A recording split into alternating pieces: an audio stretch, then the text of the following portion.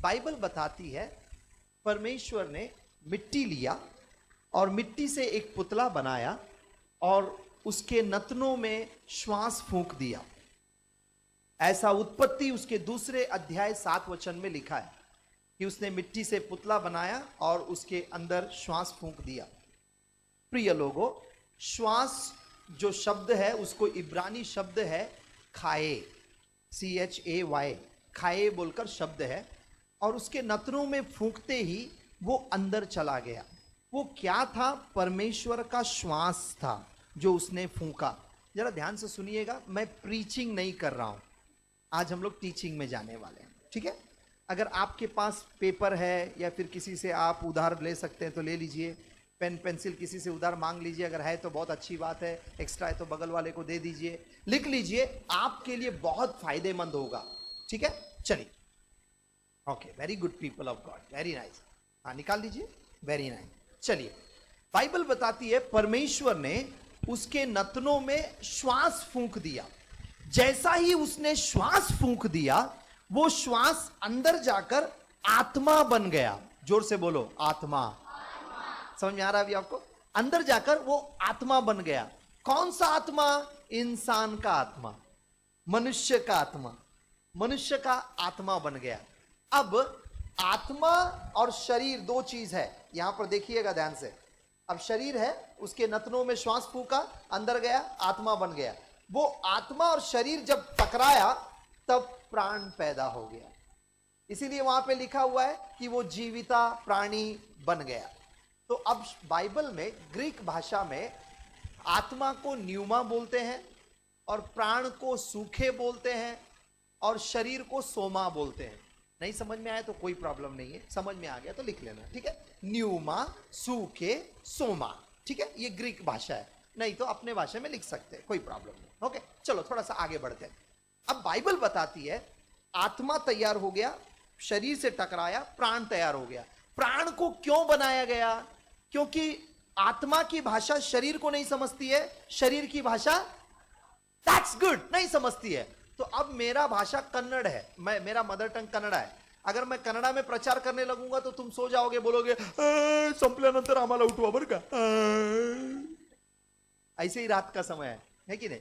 तो अब इसीलिए मुझको हिंदी भाषा में बोलना पड़ता है, क्योंकि हिंदी हमारा कॉमन लैंग्वेज है, हम सबको समझ में आता है, ठीक है? चलो, आत्मा को शरीर की भाषा नहीं समझती है, शरीर को आत्मा की भाषा नहीं समझती है, तो दोनों के बीच में ट्रांसलेटर खड़ा हो गया, उसका नाम है प्राण। इंग्लिश में उसको बोलते हैं सोल।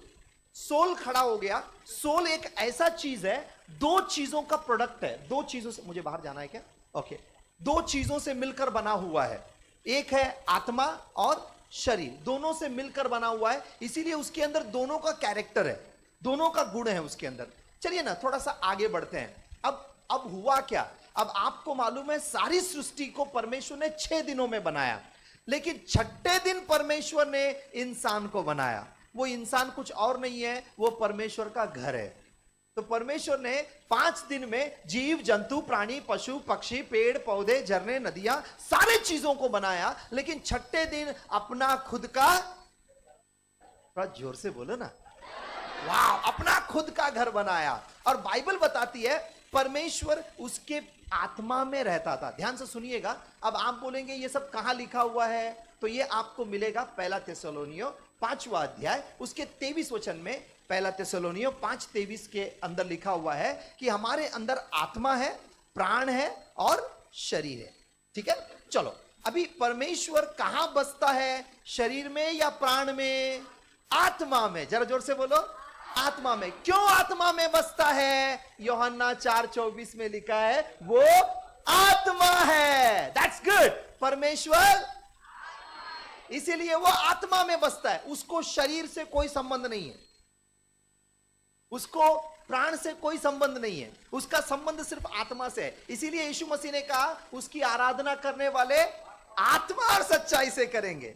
आप अगर कैसे भी आराधना करेंगे कोई मतलब नहीं है, आत्मा और सच्चाई उससे मतलब रखता है, क्योंकि वो आत्मिक है। अब मुझे बताइए, बाइबल के यशाया 66 अध्याय के पहले वचन में लिखा है जितना बड़ा स्वर्ग है उतना बड़ा उसका बैठने का सिंहासन है।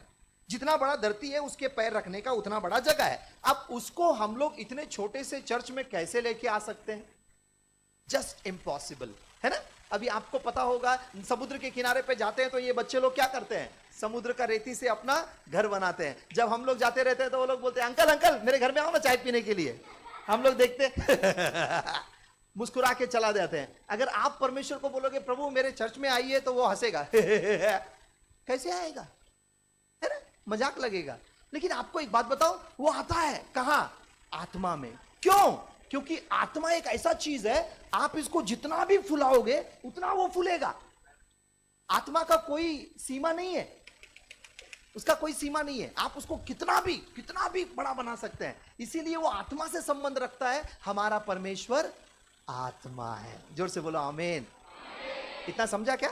That's good, that's good. तो अभी वो आत्मा में बसता था। आदम की कहानी चल रही है। चलिए, आदम के आत्मा में बसता था और आदम से बातें करता था। किससे बातें करता था? आदम।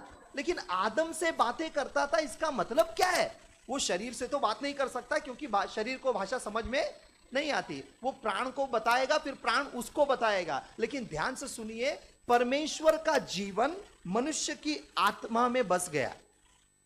मनुष्य की आत्मा में परमेश्वर का जीवन, जिसको बोलते हैं लाइफ ऑफ गॉड, इब्रानी भाषा में उसको बोलते हैं नेशोमा। अगर लिख सकते हो तो लिख लेना, नेशोमा। इब्रानी भाषा में बोलते हैं नेशोमा। ये परमेश्वर का जीवन, जिसको बोलते हैं लाइफ ऑफ गॉड, परमेश्वर का जीवन उसके आत्मा में बस गया और वो उसकी आत्मा से बातें करने लगा। अभी आत्मा में कहां बात करने लगा? चलिए बताता हूं। देखो, ये थॉमस भैया का शरीर है। अब इस शरीर में 5 इंद्रियां बड़े इंपॉर्टेंट है, जिसको हम लोग बोलते हैं 5 सेंसेस, 5 ज्ञानेंद्रियां। ठीक है। अब मेरे प्राण का भी कोई अस्तित्व है, प्राण का भी कोई अस्तित्व है, जिसको सोल बोलते हैं। अब मेरा सोल है कहां? लय व्यवस्था 17 अध्याय उसके 11 वचन में लिखा है, मेरा प्राण मेरे खून के अंदर रहता है।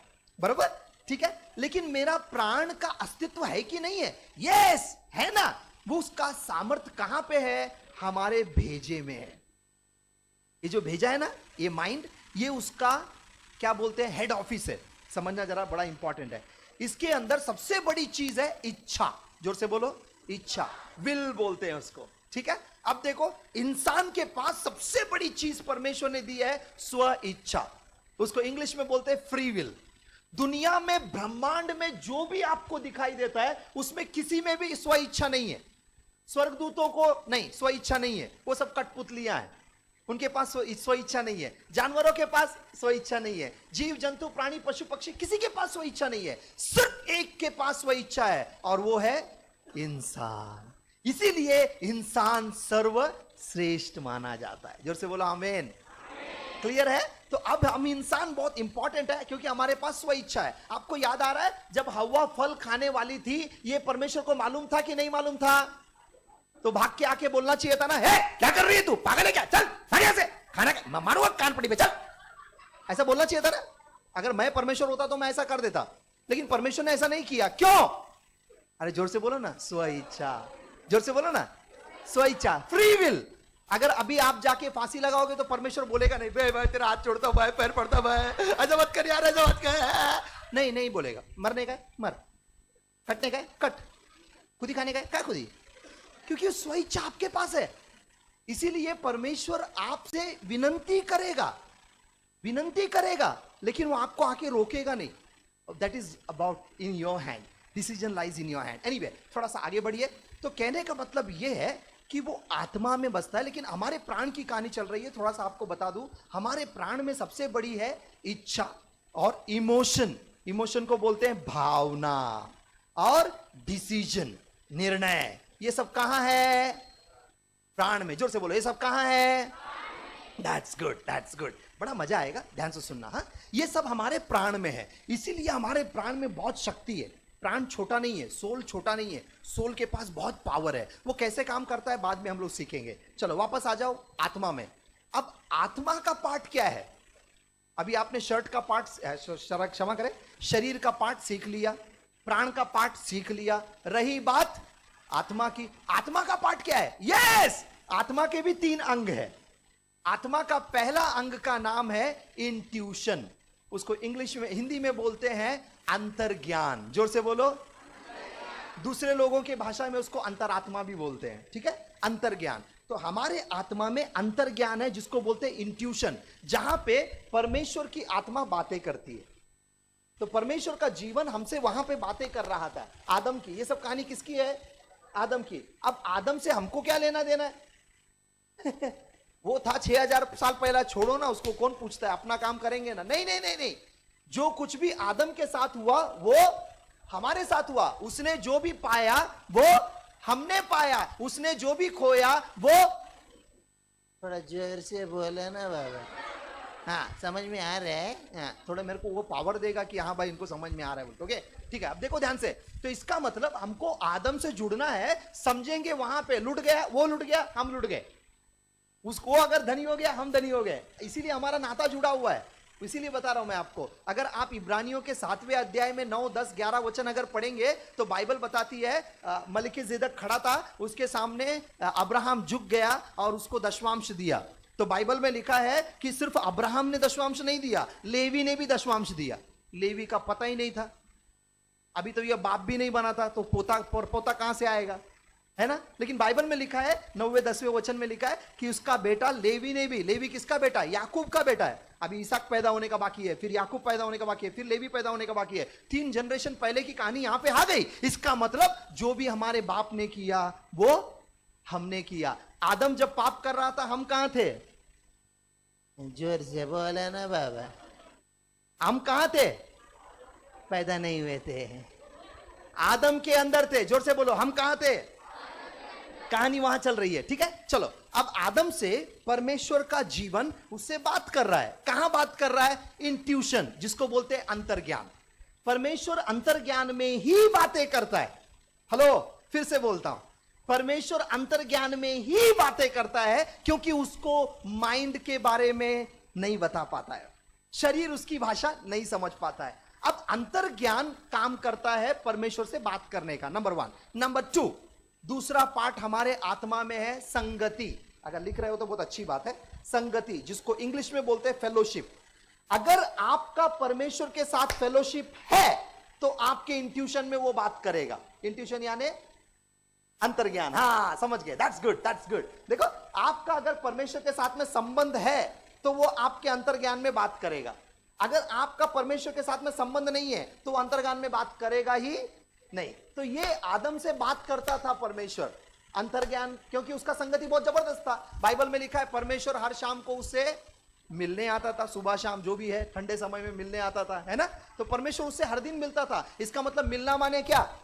संगति। उसकी संगति बड़ी जबरदस्त थी, इसीलिए परमेश्वर उसके इंट्यूशन में बात करता था। अभी आप बोलोगे आपको कैसे मालूम पड़ा उसके इंट्यूशन में बात करता था? जरूर बताऊंगा मैं आपको। देखो, बाइबल बताती है परमेश्वर ने आदम को सुला दिया, सुलाने के बाद में फसली का हड्डी निकाला, स्त्री को बना के खड़ा किया। जब उसने आंख खोला तो क्या बोला? वाओ, मैं नर हूं, मुझ में से तू निकली है नारी, मेरे हड्डियों का हड्डी और मेरे मांस का मांस, इसीलिए मैं तेरा नाम रखता हूं हव्वा। अब मुझे बताइए, उसको किसने बताया था कि तेरे हड्डी को निकाल के मैंने बनाया? ऐसा लिखा है क्या बाइबल में? परमेश्वर ने उसको नहीं बताया, लेकिन उसको मालूम पड़ गया। इसका मतलब उसको कौन बता रहा है? परमेश्वर का जीवन उसके अंदर बसा हुआ है, जिसको कहते हैं नेशोमा, भूलना नहीं, नेशोमा। वो उससे बात कर रहा है। कहां बात कर रहा है? अंतर्ज्ञान में। अंतर्ज्ञान, बोलो कहां बात कर रहा है? क्यों बात कर रहा है? क्योंकि उसका संगति है। That's good, that's good, that's good. Fellowship है, दैट्स गुड। उसका फेलोशिप है, इसीलिए परमेश्वर उससे बात कर रहा है, उसको मालूम है। अब आप मुझे बताइए, उसको इतना बुद्धि ज्ञान कहां से मिला? उसके इंट्यूशन में सब डाला है। किसने? परमेश्वर ने। सब जीव जंतु, प्राणी, पशु पक्षियों का नाम उसने रख दिया। इसका मतलब उसके पास कितना बुद्धि है। वाओ, ये सब परमेश्वर ने उसके अंतर्ज्ञान में डाला। अब अंतर्ज्ञान के बारे में अगर आपको बताऊंगा तो बेस्ट एग्जाम्पल मैं यीशु का बता सकता हूं। आपको याद आ रहा है, यीशु मसीह साइमन के घर पे खाना खाने के लिए गया था। जब एक पापी स्त्री आई और आंसुओं से पैर पोंछने लगी, बाल पोंछने लगी, तब सिमोन ने पूछा, सोचा अरे ये क्या आदमी है, भविष्यवक्ता है, तो इसको मालूम नहीं है क्या ये कौन है?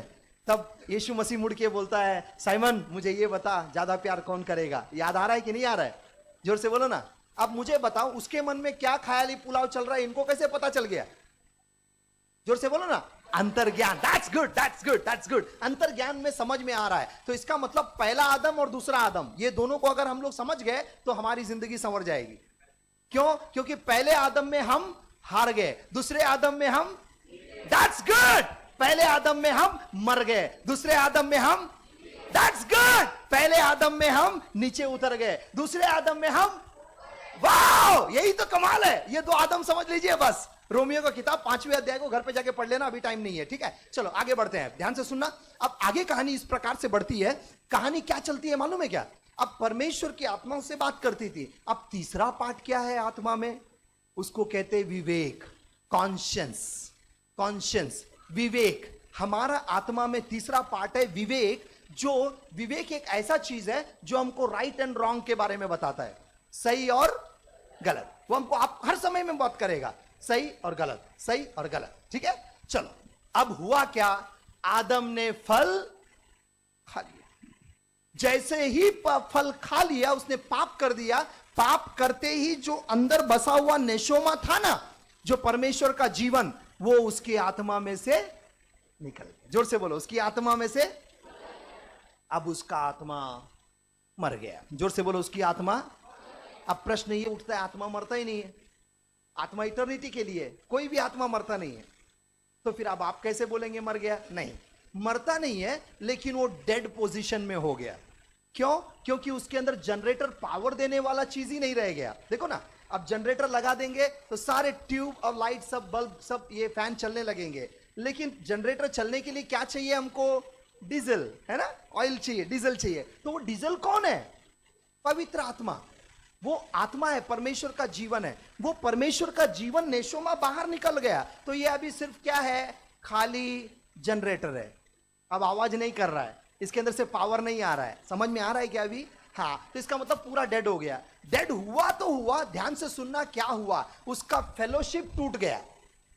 पहले वो परमेश्वर से बातें करता था, अभी गार्डन से, अरे बोल रहे ना बाबा, अभी वो गार्डन से बाहर है। इसका मतलब इंट्यूशन में परमेश्वर का जीवन बात नहीं करता। लेकिन हुआ क्या? ये दोनों के दोनों डेड हो गए। फेलोशिप भी डेड हो गया और उसका इंट्यूशन भी डेड हो गया। लेकिन एक चीज जिंदा था, वो है विवेक। विवेक अंदर आत्मा में बातें करता था। ध्यान से सुनना, बड़ा बड़ा अद्भुत चीज है, बड़ा अद्भुत चीज है।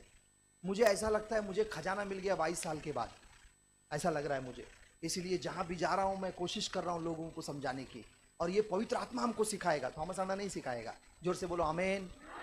तैयार हो? चलो ध्यान से सुनना, अभी होगा। देखो क्या, देखो ध्यान से सुनो। होता क्या मालूम है क्या? पवित्र, अभी परमेश्वर का जीवन उसके अंदर से बाहर निकल गया। अब मुझे बताइए, मैंने आपको बताया था छठे दिन परमेश्वर ने किसको बनाया? जोर से बोलो, किसको बनाया? अपने घर को। वही परमेश्वर आज बेघर हो गया। इंसान ने उसको अपने ही घर से हकल दिया बाहर। अब वो बाहर खड़े होके उत्पत्ति से लेके प्रकाशित वाक्य 3 अध्याय 20 वचन तक क्या कर रहा है? खटखटा रहा है, भाई मेरा घर मेरे को दे देना। हेलो भाई, ए बहन, मेरा घर मेरे को दे देना। परमेश्वर आज ये कर रहा है। हाँ, सॉन्ग्स ऑफ सोलोमन, श्रेष्ठ गीत, उसका 5वां अध्याय, उसके 2 वचन में लिखा है, वो परमेश्वर बाहर खड़े होके खटखटा रहा है, रो रहा है, और उसके पूरे बाल लट्टे से भीग गए हैं, पूरा बर्फ जम गया है। वो ऐसा खड़ा है बाहर, ऐसा कांप रहा है। 5 अध्याय उसके 2 वचन में, और बोलता है, मेरी बहन, मेरी प्रिय, मेरी कोमल, मेरी निर्मल, मेरी कबूतरी, मेरे लिए दरवाजा खोलना। क्या सुंदर आवाजों में बोलता है, वाह। लेकिन आपको दरवाजा खोलना जरूरी है। अब प्रश्न यह उठता है, इंसान का पाप क्या है? अगर मैं आपको पूछूंगा पाप क्या है, तो आप मुझको बड़ा लिस्ट देंगे, लेकिन उसमें से एक भी पाप आदम ने नहीं किया। तो अब प्रश्न यह उठता है, पाप का मतलब क्या है? सिंपल है, परमेश्वर को मनुष्य ने उसके ही घर में से बाहर हकल दिया। यही मानव जाति का सबसे बड़ा। अब आपको समझ में आ गया। बस आज वो यही चाह रहा है कि आप उसके लिए दरवाजा खोल दे, और वो आपके घर में आके रहना चाहता है। बस इतना ही। समझ में आ रहा है अभी आपको? लेकिन ये इंट्यूशन क्या करता है? ये इंट्यूशन, क्षमा करना, ये विवेक जिसको हम कॉन्शियंस बोलते हैं, वो हमको बोलते रहता है। देखो वो पूरा डेड नहीं है, वो बोलते रहता है, वो पूरा डेड नहीं है, लेकिन वो स्लीपिंग मोड में है, उसको कोमा मोड बोलते हैं। वो कोमा मोड में चला गया। उसका रीजन बहुत बड़ा है, मुझे टाइम बहुत कम है, इसीलिए मैं आपको शॉर्ट में बता रहा हूं, ठीक है। चलो, वो कोमा मोड में चला गया। वो क्या करता है मालूम है क्या? जब जब वो आंखें खोलता है तब तब वो आपको बोलेगा क्या सही है और क्या गलत है, क्या सही है और क्या गलत है। जब आप गलत कर रहे हो वो आपको बोलेगा, उधर किधर देख रहा लड़की की तरफ, आगे देख के चलना। हाँ, ये बोलता है, विवेक अंदर बोलता है। हाँ, दूसरे का दुकान वाला कोई ज्यादा पैसा दे देगा तो बोलता है उसका पैसा वापस दे, अच्छा नहीं है।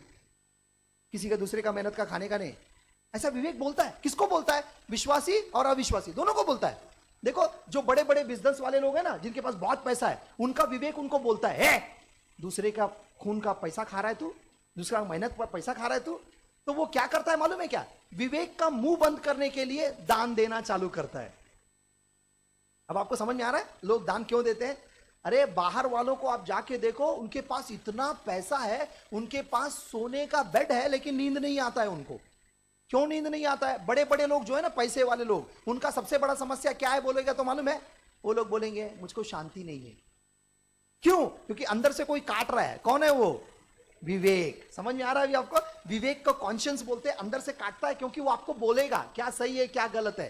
तो इसीलिए लोग धर्म दान करते हैं ना, अनाथों को जाके दे के आते हैं, विधवा को दे के आते हैं, इधर दे के आते हैं, उधर दे के आते हैं, टाटा हॉस्पिटल में जाके देते हैं, बड़ा बड़ा हॉस्पिटल में जमा करते हैं, उधर पैसा क्यों करते हैं वो लोग? हेलो, वो लोग विवेक का मुंह बंद करना चाहते हैं, लेकिन विवेक का मुंह बंद होने वाला नहीं है। अगर विवेक कोई ऐसा चीज होता जिसको काट के ऑपरेशन करके फेंक दिया जा सकता था, तो ये सब बड़े बड़े वाले लोग पैसा खर्च करके अमेरिका में जाके उसको कर दिए होते। लेकिन ऐसा होता नहीं है, क्योंकि विवेक है कहां? अंदर कुटे? अरे, अंदर नहीं बोलने का, किधर है? आत्मा में। इसीलिए उसको कोई हाथ नहीं लगा सकता, क्योंकि आत्मा में। Is it clear? चलो, ये सब लोगों की कहानी है, दुनिया की हर व्यक्ति की कहानी है। चलिए ना, अब होता क्या है? आप और मैं भी एक दिन अंधकार में थे, अविश्वासी थे, और हुआ क्या? एक दिन हमारे जीवन में ऐसा समय आया जिसको बोलते हैं रोमियो 10:9-10, है ना? रोमियो 10 अध्याय 9-10 क्या है उसका मतलब? उसका मतलब यह है, हमने अपने मुंह से अंगीकार कर लिया और हृदय से विश्वास कर लिया, और हमने प्रभु को बोला, हे परमेश्वर, मैं पापी हूं, मैंने आपको अपने घर में से बाहर निकाल दिया, मुझे क्षमा कर दीजिए, अब मेरे दिल में आ जाइए। आपने बोला कि नहीं बोला? जोर से बोलिए। बोला। जिस दिन आपने अंगीकार किया, उस दिन आपने पवित्र आत्मा को फिर से अपना घर दे दिया। इसीलिए बाइबल में लिखा है कि जिस दिन एक पापी मन फिराता है, स्वर्ग में बहुत बड़ा आनंद मनाया जाता है। अभी आपको समझ में आ रहा है आनंद क्यों मनाया जाता है? दिस इज द रीजन, क्योंकि परमेश्वर को अपना खोया हुआ घर वापस से मिल गया। वाह, परमेश्वर का खोया हुआ घर उसको वापस मिल गया, इसीलिए आनंद मनाया जाता है। चलिए ना, अब आगे बढ़िए। जिस दिन आप बोलते हैं, प्रभु मैं पापी हूं, मैंने आपके विरोध में पाप किया है, मुझे क्षमा कीजिए, मेरे दिल में आइए, उस दिन आपके सारे पाप, चाहे वो कितने भी काले क्यों ना हो, है ना? इसीलिए बाइबल में लिखा है, यशाया 1 अध्याय उसके 18 और 19 वचन में लिखा है ना? तुम्हारे पाप चाहे लाल रंग के हो, धुलकर शुद्ध हो जाएंगे। और 1 यूहन्ना 1 अध्याय 9 वचन में लिखा है, यदि तुम अपने पापों को मान लोगे तो तुम्हारे पाप क्षमा करने में वो विश्वास योग्य और धर्मी है। यशाया 44 अध्याय उसके 22 वचन में लिखा है, 44:22 उधर लिखा हुआ है यशाया में कि तुम्हारे पापों को वो काली घटा के समान हटा देता है। वाओ वाओ, है ना? इसीलिए यिर्मयाह 3 अध्याय उसके 13 वचन में लिखा है, जब तुम अपने मुंह से कबूल करते हो कि मैंने गुनाह किया है, वो आपके पापों को दूर कर देता है। वाओ! अब भजन संहिता में लिखा है, जितना पूरब से पश्चिम जितना दूर है, वो हमारे अपराधों को हमसे उतना दूर कर देता है। वाह, कितना सुंदर बात है। हमारे पाप ढक जाते हैं, मिट जाते हैं, भजन संहिता 32वें अध्याय उसके 1 और 2 वचन के अनुसार। जो से बोलो आमीन। अब होता क्या है, जैसे ही हमने अपने पापों को मान लिया, कबूल किया, वैसे ही पवित्र आत्मा हमारे अंदर आ जाता है। अभी आपको समझ में आ रहा है? अभी पहला गैप था ना अंदर, गैप कहां पे गैप था? अंदर। परमेश्वर का जीवन नेशोमा चला गया था, अभी क्या आ जाता है? पवित्र आत्मा। जोर से बोलो, अभी क्या आ जाता है? पवित्र आत्मा आकर हमारे अंदर बस जाता है। अब ये प्रश्न उठता है, परमेश्वर हमारे आत्मा में क्यों बसना चाहता है? तो आपको एक आंसर मालूम है कि वो आत्मा है और वो आत्मा में बसना चाहता है। लेकिन हमारा आत्मा जो है वो कोर प्लेस है, बहुत ही मेन जगह है, बहुत ही इंपॉर्टेंट जगह है। देखो, वो हमारे आत्मा में बस के हमको डायरेक्शन देना चाहता है। इस दुनिया में जो भी होता है वो बाहर से अंदर होता है, लेकिन परमेश्वर का काम, अरे बोलो ना, that's good, you got it. देखो, परमेश्वर का आत्मा अंदर से बाहर काम करता है, पहले आत्मा में, फिर प्राण में, फिर शरीर में। लेकिन दुनिया क्या करती है? शरीर से आत्मा में घुसाड़ने की कोशिश करती है, which is highly impossible. Anyway, चलिए आगे बढ़ते हैं। अभी तो आत्मा अंदर आके बस गया। अब प्रश्न ये उठता है, वो कितने साल के लिए आया? पवित्र आत्मा आपने पाया कि नहीं पाया? जोर से बोलिए ना। किस दिन पाया? जिस दिन आपने यीशु को स्वीकार किया। वाह! आज के 10 साल पहले, 15 साल पहले, 20 साल पहले, जो भी है, आपने यीशु को जिस दिन स्वीकार किया, उस दिन पवित्र आत्मा आपके अंदर आकर कहां बस गया? आत्मा में। जल्दी बोलिए, कितने साल के लिए? हाँ, पढ़िए ना, यूहन्ना 14 अध्याय उसका 16 वचन। यूहन्ना 14:16। हाँ।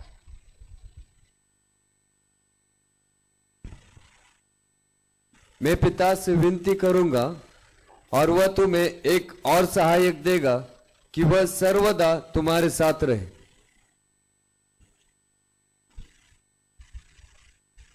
वो पवित्र आत्मा आएगा और तुम्हारे अंदर बस जाएगा। कितने साल के लिए? हमेशा के लिए, सदा काल के लिए। अब ध्यान से सुनना, कुछ गहरी बात बोल रहे हैं हम, ध्यान से सुनना, ठीक है? देखो, पवित्र आत्मा आता है और अंदर बस जाता है। अभी पवित्र आत्मा अंदर बस गया सदा काल के लिए, ठीक है? एक विश्वासी का उद्धार हो गया, पवित्र आत्मा आकर अंदर बस गया। अब वो विश्वासी पाप करने लगता है, झूठ बोलने लगता है, चोरी करने लगता है, व्यभिचार करने लगता है, गंदा काम करने लगता है, ब्लू फिल्म देखने लगता है, लड़की घुमाने लगता है, सब पाप करने लगता है। अब मुझे बताओ, पवित्र आत्मा क्या करेगा? अरे जोर से बोलो ना, पवित्र आत्मा क्या करेगा? पवित्र आत्मा, जोर से बोलो ना, पवित्र आत्मा, जोर से, पवित्र आत्मा नहीं निकलेगा, क्योंकि वो परमानेंट आया है। पवित्र आत्मा नहीं जाएगा। आपको जितना भी दारू पीने का पियो, जितना भी व्यभिचार करने का करो, जितना भी सिगरेट पीने का पी लो, जितना भी गंदा काम करो, पवित्र आत्मा बाहर नहीं जाएगा, वो परमानेंट आया है। फिर प्रॉब्लम क्या है बताता हूं, ध्यान से सुनिए। पवित्र आत्मा बाहर नहीं जाएगा, एक बार वो अंदर आ गया, सर्वदा के लिए आ गया हो, अब वो बाहर नहीं जाएगा। फिर प्रॉब्लम क्या है? अंदर ही अंदर वो व्याकुल हो जाएगा। अब आपको याद आ रहा है, मत्ती 12 अध्याय 32 वचन में यीशु मसीह बोला, क्या बोला? अगर मेरे विरोध में तुम पाप करोगे तो क्षमा है, अगर तुम पिता के विरोध में पाप करोगे तो क्षमा है, अगर तुम पवित्र आत्मा के विरोध में पाप करोगे तो क्षमा नहीं है। उसका मतलब क्या है? आज तक मुझे ऐसा लगता था, कोई अगर चिढ़ाएगा, रिबा रबा रबा रबा, ये देखे रबर रबर रबर बोल रहा है, ऐसा मुझे लगता था। वो नहीं है। पवित्र आत्मा को शोकित करने का मतलब यह है कि वो अंदर बसा हुआ है और तुम पाप कर रहे हो। इफिसियो 4 अध्याय 30 वचन पढ़ो, इफिसियो 4:30। हाँ, इफिसियो 4 अध्याय 30 वचन में लिखा है कि पवित्र आत्मा, पढ़िए ब्रदर। हाँ, परमेश्वर के पुत्र, हाँ, परमेश्वर के पवित्र आत्मा को, हाँ, शोकित मत करो, शोकित मत करो। हेलो, हर एक विश्वासी जो यहां पे बैठा है, ध्यान से सुनना, आप 1 दिन के विश्वासी हो या 20 साल के विश्वासी हो, दोनों में कुछ फर्क नहीं है। बाइबल के अनुसार कुछ फर्क नहीं है। हाँ, मुझ में, आप में कोई फर्क नहीं है। अगर आप कल यीशु को स्वीकार किए हुए तो बस बिल्कुल हम लोग ठीक है, हमारे अंदर पवित्र आत्मा बस गया। लेकिन ध्यान से सुनना, पवित्र आत्मा हमारे अंदर है और हम लोग झूठ बोल रहे हैं। पवित्र आत्मा हमारे अंदर है और हम लोग ब्लू फिल्म देख रहे हैं। पवित्र आत्मा हमारे अंदर है और हम घिनौने कपड़े पहन रहे हैं। पवित्र आत्मा हमारे अंदर है और हम 31st नाइट बना रहे हैं बियर बार में। वाह, पवित्र आत्मा अंदर है, वो नहीं जा सकता है। पवित्र आत्मा एक बार आया, वो सदा के लिए बस गया। अब वो अंदर आया और वो बाहर नहीं जा सकता, लेकिन तुम पाप कर रहे हो, अंदर वो व्याकुल हो जाएगा। एक दिन ऐसा आएगा, पवित्र आत्मा इतना दुखी हो जाएगा, वो बोलेगा बाबा छोड़, इसको सुधार नहीं सकता है, तो वो स्टैंप लगा देगा। वो स्टैंप का नाम है 1026। स्टैंप का नाम क्या है? 1026। कौन सा? इब्रानी 1026। क्या लिखा है वहां पे? जो व्यक्ति जानबूझ के पाप करता है और करते रहता है, उसके ऊपर फिर कोई भी मन फिराव का स्थान नहीं है। बहुत क्लियर लिखा हुआ है। इसका मतलब ये वचन कब के लिए है? जब एक व्यक्ति पाप करते जाता है, पवित्र आत्मा अंदर है फिर भी पाप कर रहा है, वो ये नहीं सोच रहा है कि पवित्र आत्मा अंदर है, वो फिर भी पाप करते जा रहा है। चलो, पाप दिन भर किया, प्रभु मुझे क्षमा कर, आपको तो मालूम है मेरा परिस्थिति ऐसा है, प्रभु आपने मुझे क्षमा किया, दयालु कृपालु अनुग्रहकारी विलंब से क्रोध करने वाले अति करुणामय परमेश्वर, मेरे अपराधों को आपने दूर कर दिया, आपका धन्यवाद, यीशु के नाम से मांगते पिता। हो गया। हाँ, हर रात को ये प्रार्थना करके लोग सोते हैं, दिन भर अपना मजा करते हैं, रात को उससे पहले प्रार्थना कर लेते हैं। हेलो, ऐसा नहीं चलता है। ये नदी नहीं है कि हम डूब के आ गए, पाप धुल गया। ना ना ना ना ना ना ना भैया, ध्यान से सुनना। अगर आप जानबूझ के पाप कर रहे हो, पवित्र आत्मा अंदर व्याकुल हो रहा है, शोकित हो रहा है। एक दिन ऐसा आएगा, वो इतना शोकित हो जाएगा कि वो स्टैंप लगा देगा। उस दिन 50-22 पूरा हो जाएगा। क्या है 50-22? भजन संहिता 50-22। हे परमेश्वर को भूलने वालों, मैं तुम्हें फाड़ डालूंगा। ऐसा ना हो कि मैं तुम्हें फाड़ डालूं और तुम्हें छुड़ाने वाला कोई नहीं। अगर तुम पवित्र आत्मा को शोकित करते रहोगे, क्योंकि वो परमानेंट है। अब मुझे बताइए, पवित्र आत्मा आया तो क्या किया उसने? अंदर आकर उसने 3 काम किया। चलो पढ़ते हैं यूहन्ना उसका 16 अध्याय 8 वचन। यूहन्ना 16 अध्याय 8 वचन पढ़ते हैं। वो अंदर जब आया तो उसने 3 काम किया। क्या है वो 3 काम? हाँ जी, पढ़िए। वो आकर हाँ। संसार को पाप और धार्मिकता और न्याय के विषय में निरुत्तर करेगा। हाँ, देखो, जब पवित्र आत्मा आता है तो वो 3 काम करता है। ब्रदर जरा फिर से पढ़िए ना। वो आकर संसार को पाप और धार्मिकता और न्याय के विषय में निरुत्तर करेगा। पवित्र आत्मा 3 काम करता है। सबसे पहला पवित्र आत्मा काम करता है, पाप के बारे में बताता है। आज लोग मुझको जानते हैं सिन प्रीचर के नाम से। जहां पे भी मैं प्रीच करता हूं तो पाप के बारे में जरूर बताता हूं, तो लोगों ने मेरा नाम रख दिया सिन प्रीचर, पाप के बारे में बताने वाला प्रचारक। नो, नेवर माइंड, सही है ना? क्यों? क्योंकि पवित्र आत्मा जब आता है तो सबसे पहले एवढं प्रेमाने बोलायचं नाही, जोराने बोला। हाँ, बोलो जोर से। पवित्र आत्मा पहले वो पाप के बारे में बताएगा। बोलेगा, ए तेरे नजर को ठीक कर, उधर किधर देख रहा है तू? ए, दूसरे का पैसा तू लूटता है? ए, तू क्या कर रहा है? अरे तू कैसा बोल रहा है? अरे तेरे मुंह से गाली निकल रहा है। तू विश्वासी है, तू आराधना करता है उधर और इधर आके फिल्मों का गीत गाता है। पवित्र आत्मा आपको बोलेगा, वो चुप नहीं रहेगा। वो बोलेगा, ए, वो जब चर्च में जाती है तो ऐसा कपड़ा पहन के बाल भी दिखने को नहीं देती है, पूरा पैक करके रहती है, और इधर मंडे टू सैटरडे आड़ा टेढ़ा कपड़ा पहन के जाती है। चुप नहीं रहेगा। पवित्र आत्मा आपको बोलेगा। हेलो, आप गार्डन में बैठे हो हाथ पे हाथ डाल के, पवित्र आत्मा चुप नहीं रहेगा। वो आपको बोलेगा, बेवकूफ, वहां पे रबा रबा करता है, यहां पे रबर रबर कर रहा है साथ में बैठ के। पवित्र आत्मा चुप नहीं रहेगा। पवित्र आत्मा आपको जरूर बोलेगा। हेलो, समझ में आ रहा है आपको? पवित्र आत्मा पाप के बारे में आपको बताएगा। पवित्र आत्मा बोलेगा, अरे तू क्या कर रहा है? पवित्र आत्मा आपको पाप के बारे में बोलेगा, तू ऐसा है, तू ऐसा है, तू ऐसा है, तू ऐसा है। ऐसा बोलने के बाद वो चुप नहीं रहेगा। नंबर 2, अरे बोलो ना, धार्मिकता। नंबर 2, वो बोलेगा, डर मत, तूने जो भी पाप किया है, तेरे पापों को पूरब से पश्चिम जितना दूर करने के लिए यीशु का लहू तैयार है। पहला यूहन्ना 1 अध्याय 7 वचन में उसके पाप हमारे सारे अपराधों को धोकर शुद्ध कर देते। वो आपको धार्मिकता के बारे में बताएगा। वो आपको सिर्फ पाप के बारे में बता के छोड़ेगा नहीं, वो आपको धार्मिकता के बारे में बताएगा। बोलेगा, नो प्रॉब्लम, तेरे साथ में ऐसा हुआ है, कोई प्रॉब्लम नहीं है, आशा है। हमारे परमेश्वर का दूसरा नाम है आशा का दाता। डरना नहीं, वो बोलेगा आपको, धार्मिकता के बारे में बताएगा। अब प्रश्न ये उठता है, धार्मिकता के बारे में बताने के बाद वो आपको तीसरे पॉइंट पे लेके जाएगा। क्या है वो? न्याय। अगर तू वापस करता रहा, मैं तुझको कीचड़ से बाहर निकाल रहा हूं, बार बार तू कीचड़ में खुद ही खाएगा, तो मैं हाथ छोड़ दूंगा और तेरा न्याय हो जाएगा। जोर से बोलो ना, तेरा न्याय। न्याय का मतलब क्या? न्याय का मतलब मी तुला ओळखत नाही। बायबल में क्लियर है भाई, मी तुला ओळखत नाही। అయ్యో యప్ప అలాగే ఎట్లా చెప్తున్నారు మీరు? నేను ఒప్పుకున్నాను, అక్కడ చర్చ వస్తున్నా కదా, नहीं चलता है भाई। उधर सिंपल है, I don't know who you are, खत्म, फिनिश। इसका मतलब न्याय है। ये तीन चीज अच्छी तरह से समझ लेना। जोर से बोलो आमीन। अब प्रश्न ये उठता है, पवित्र आत्मा इन तीनों चीजों के बारे में क्यों बोलता है? क्या आप जानना चाहते हो? चलो पढ़ो ब्रदर आगे, नववचन। हाँ, पाप के विषय में हाँ। इसलिए कि वे मुझ पर विश्वास नहीं करते। हाँ, वो पाप के बारे में आपको इसीलिए बताते हैं क्योंकि यीशु के ऊपर विश्वास न करना ही पाप है। अब मुझे एक बात बताइए, ध्यान से सुनना, परमेश्वर ने क्या चुना है? इंसान में परमेश्वर ने विश्वास को चुना है। क्यों मालूम है क्या? विश्वास सब में है।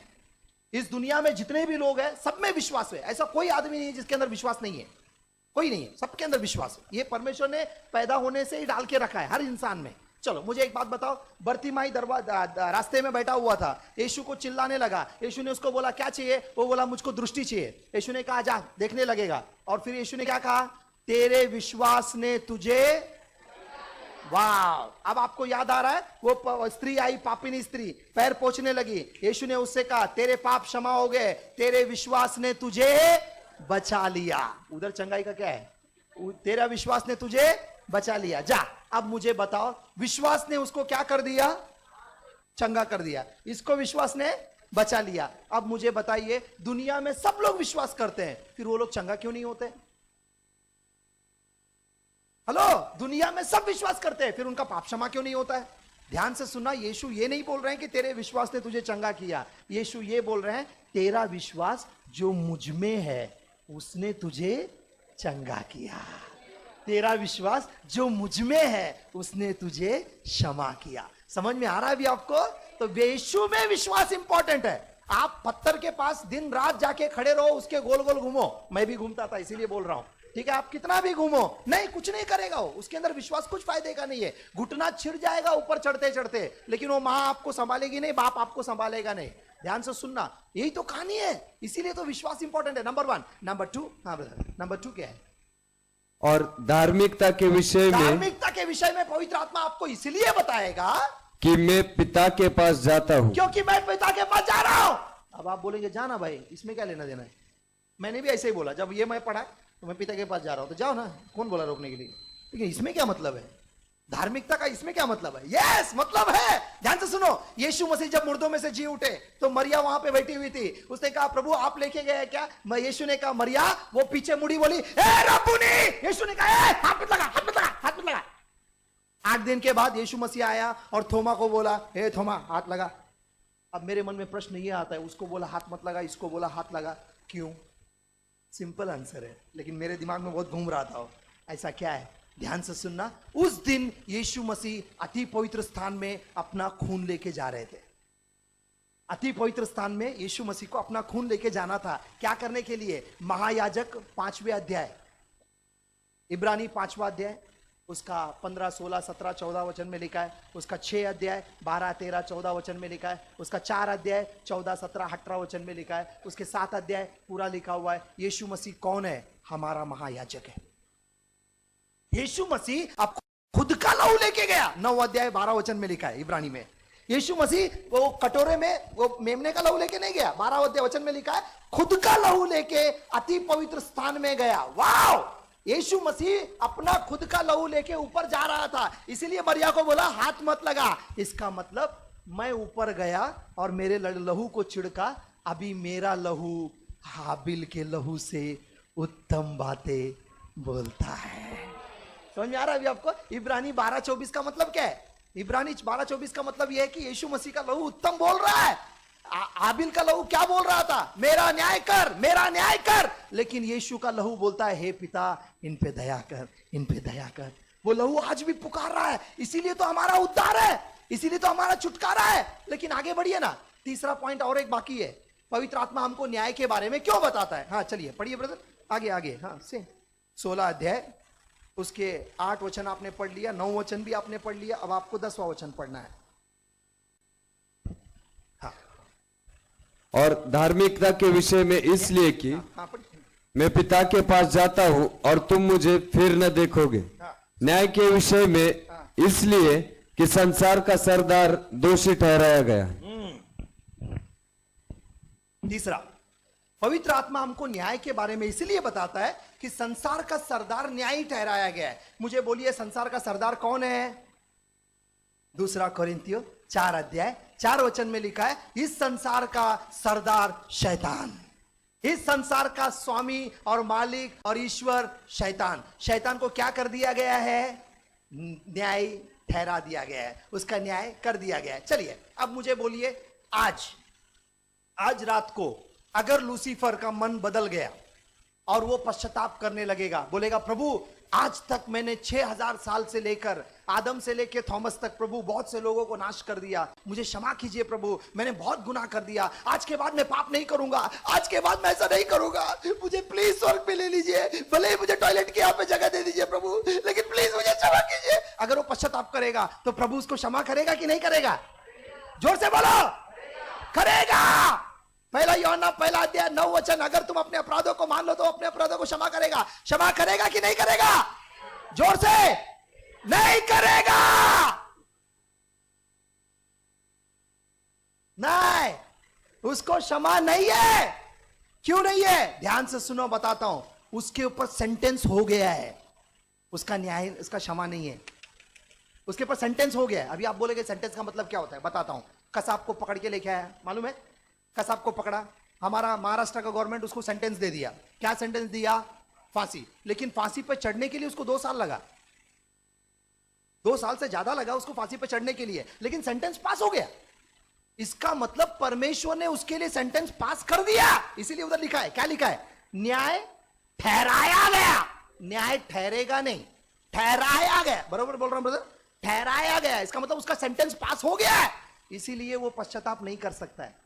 लूसीफर पश्चाताप नहीं कर सकता है, वो वापस नहीं आ सकता है, खत्म हो गया, उसका पास हो गया सेंटेंस, लेकिन टाइम उसका ठहराया गया है। वो टाइम पे वो न्याय होने वाला है, लेकिन सेंटेंस पास हो गया। हमारा परमेश्वर सच्चा न्यायी है, जो एक बार उसके मुंह से निकल जाता है वो धरती और आकाश टल जाएगी, परमेश्वर का वचन कभी नहीं था। जोर से बोलो आमीन।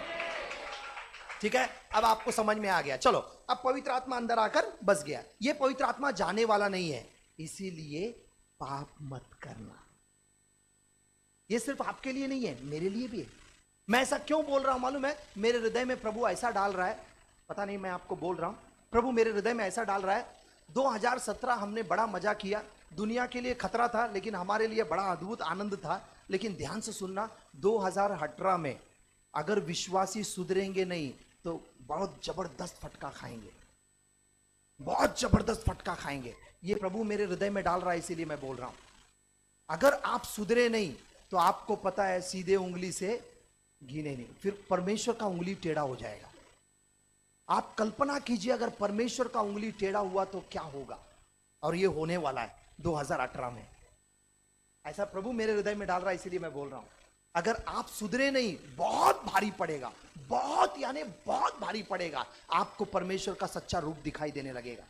क्यों? क्योंकि इब्रानी 12 अध्याय 29 वचन में लिखा है वो धधकती हुई आग है। इब्रानी 10 अध्याय 31 वचन में लिखा है हमारा परमेश्वर के हाथों में पड़ना भयानक बात है। भैया अगर आप सुधरे नहीं, बहुत भारी पड़ेगा इस नए साल में। इसीलिए पवित्र आत्मा को अंदर लेके पाप मत करना। वो आपके अंदर रो रहा है अगर आप पाप कर रहे हो। अगर आप उसके लिए, राज्य के लिए खड़े हो रहे हो तो वो आपको ऊंचा उठाएगा। जोर से बोलो आमीन। लेकिन कहानी यहां खत्म नहीं होती है। अब प्रश्न ये उठता है, परमेश्वर से हमारा संबंध होना जरूरी है। हेलो, अगर आपका फेलोशिप सही नहीं है तो आपका इंट्यूशन में वो बात नहीं करेगा। अगर आपको इंट्यूशन में बात करना है, परमेश्वर से संबंध रखना बहुत जरूरी है। अगर आपका संबंध नहीं है, अब आप बोलेंगे ब्रदर संबंध का मतलब क्या है? संडे को मैं आता हूं फेलोशिप में। ए बाबा, वो फेलोशिप का नहीं है। वो फेलोशिप नहीं है। फिर फेलोशिप यानी क्या? अभी हम लोग बैठे, ये भी तो फेलोशिप है। इसकी बात नहीं हो रही है। आपका परमेश्वर के आत्मा के साथ में नाता कैसे है, आपका संबंध कैसा है, आपका लेन देन कैसा है उसके साथ में, वो इंपॉर्टेंट है। अब लोगों के दिमाग में क्या है मालूम है क्या? अभी वो बाजू वाला पूछेगा तू कितना वचन पढ़ा, इसीलिए पढ़ना पड़ता है। क्या करेगा वो? पास्टर पूछता है कि प्रार्थना किया कि नहीं किया, इसीलिए चुपचाप सुबह बैठ के ओ रबा रबा रबा रबा रबा रबा हो गया और या ला बारे ला बारे ला छे और कांता रामा शंदला। कम से कम बोल तो सकता है पास्टर को क्या भाई मैं प्रार्थना किया बोल के। ए भाई कौन बोल रहा है करने के लिए प्रार्थना? किसके ऊपर मेहरबानी कर रहा है प्रार्थना करके? किसके ऊपर मेहरबानी कर रहा है वचन पढ़ के? किसके ऊपर मेहरबानी कर रहा है चर्च में आके? वो इंपॉर्टेंट नहीं है, आपका संबंध इंपॉर्टेंट है। तब आपको पता चलेगा मेरे को पास्टर देखता है बोल के मैं उठता नहीं हूं, मुझको उससे प्यार है इसीलिए मैं उठता हूं। समझ में आ रहा आपको? बहुत जरूरी है भाई, बहुत जरूरी है।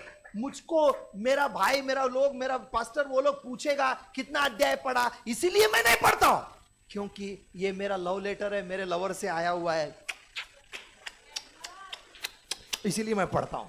अरे उसका मजा लो ना, उसका मजा आएगा, बड़ा अच्छा लगेगा आपको जब अंदर से कुछ समझेगा, तब मजा आएगा। आप किसी को नहीं देखेंगे, आप ट्रेन में जाते जाते क्या करूं बहुत गर्दी है, नहीं, आप गर्दी रहो कुछ भी रहो, वचन सुन रहा है, देखो वचन सुन रहा है, वो देखो वचन सुन रहा है। आप आराधना कर रहा है, कैसा आराधना कर रहा है? भले जगह नहीं है ट्रेन में, नो प्रॉब्लम, लेकिन आपके कान में चल रहे। लेकिन आजकल का समस्या है एफएम चलते रहता है। क्या करूं ब्रदर, इतना टायर्ड हो जाता हूं, बाइबल को हाथ ही लगाने नहीं होता है। नहीं होएगा ना भाई, आपको अपने आप से प्यार है, आप अपने नहाने के लिए आधा घंटा ले लेते हो बाथरूम में, उसको 15 मिनट कट करो, 15 मिनट बाइबल पढ़ लो। आप क्यों नहीं कर सकते? कर सकते हैं। आपको अंदर से आना चाहिए। कोई बोल रहा है इसीलिए नहीं, नहीं नहीं नहीं, अंदर से आना चाहिए। वही तो बात हो रही है आत्मा की। जोर से बोलो आमेन। क्लियर है? अब प्रश्न ये उठता है, परमेश्वर हमारे इंट्यूशन से बात करता है। इंट्यूशन किससे बात करता है? हमारे मन से बात करता है। ये कनेक्शन है, बड़े ध्यान से सुनना। अब हमारा विवेक बाहर वाला का विवेक से ज्यादा जागरूक है। वो उसका विवेक उसको टोकता है, उससे ज्यादा हमारा विवेक हमको टोकता है। हेलो, क्यों? क्योंकि हमारे विवेक में पावर बहुत जबरदस्त है। वो हमको बोलेगा ए क्या सोच रहा है तू। इसका मतलब हमारा मन का सोचना भी उसको मालूम पड़ेगा। क्यों मालूम पड़ेगा? क्योंकि हमारे आत्मा को, हमारे आत्मा में वो सामर्थ्य है। देखो ना, पहला कोरिन्थियों 2 अध्याय उसका 9, 10, 11 बरोबर है क्या? देखो पहला कोरिन्थियों का 2 कोरिन्थियों देखो क्या है, 2 अध्याय उसका 9, 10, 11 देखो क्या लिखा है। हाँ बरोबर है, पढ़ो। परंतु हाँ। जैसा लिखा है, हाँ। जो बातें आंख ने नहीं देखी। नहीं नहीं नहीं, 2 कोरिन्थियों, क्या पहला कोरिन्थियों है? 2 कोरिन्थियों पढ़ो, 2 कोरिन्थियों। हाँ मदद कीजिए मुझे, हाँ जी पढ़िए। 2 अध्याय, हाँ 9, 10, 11 देखो क्या लिखा है। कोई भी एक व्यक्ति दूसरे से परखा नहीं जाता। क्योंकि हाँ पढ़ो। हाँ। क्योंकि मैंने इसलिए भी लिखा था हाँ कि तुम्हें परख लूं हाँ। कि तुम मेरी सब बातों के मानने के लिए हाँ। तैयार हो कि नहीं। हाँ जिसका तुम कुछ क्षमा करते हो उसे मैं भी क्षमा करता हूँ। ना ना ना ना ना, एक मिनट। हाँ 2 अध्याय उसका देखो क्या लिखा हुआ है। वहां पे लिखा हुआ है कि वो हमसे, हम परखे नहीं जाते हैं क्योंकि हमारे अंदर आत्मा है परमेश्वर का। हम परखे नहीं जाते, हम परखते हैं। कारण क्या है? हम परखे नहीं जाते क्योंकि हम, बरोबर 10 वचन से पढ़ो, 10 वचन से। जिसको तुम कुछ क्षमा करते हो। क्षमा करना मुझे, पहला कोरिन्थियों 2 अध्याय 10 और 11 वचन। पहला वचन सही था, पहला कोरिन्थियों 2 अध्याय 10 और 11 वचन, 9 नहीं था, 10, 11। हाँ परंतु हाँ। परमेश्वर ने हाँ उनको अपने आत्मा के द्वारा हाँ। हम पर प्रकट किया। हाँ क्योंकि आत्मा सब बातें हाँ। वरन परमेश्वर की गूढ़ बातें भी जांचता है। जांचता है। देखो आगे देखो क्या लिखा। हाँ मनुष्य में से हाँ। कौन किसी मनुष्य की बातें जानता है? हाँ। केवल मनुष्य की आत्मा। हाँ बस बस बस, ये देखो, हमारी आत्मा हमारे ख्याल और विचार को भी जानता है। हेलो, मेरे पास्टर के सामने मैं खड़ा रहूंगा लेकिन मैं पास्टर को उल्लू बना रहा हूं। हेलो, मेरे पास्टर को मैं उल्लू बना रहा हूं, पास्टर को नहीं मालूम है। क्यों? क्योंकि मैं अच्छा अच्छा बात बोल रहा हूं, है ना। पास्टर मैं ऐसा उधर गया था ना, उधर ऐसा हो गया ना, उधर ऐसा हो गया ना, पास्टर मेरे पर विश्वास कर रहा है। अच्छा अच्छा अच्छा, उनको ये नहीं मालूम मैं क्या कर रहा हूं, लेकिन मेरी आत्मा मुझे जानती है। यही तो बहुत इंपॉर्टेंट है, हमको समझना जरूरी है। अब रहा बात हमारे प्राण का। हमारे प्राण में सबसे डेंजर चीज है अपनी विल, स्व इच्छा, जिसको दूसरे भाषा में बोलते हैं मैं। जोर से बोलो, दूसरी भाषा में क्या बोलते हैं उसको? मैं यानी अहम, आई। बहुत डेंजर चीज है आई। उसके अंदर इच्छा है, डिजायर है, डिसीजन है। वो क्या बोलता है मालूम है क्या? मैं। अब होता क्या है मालूम है क्या?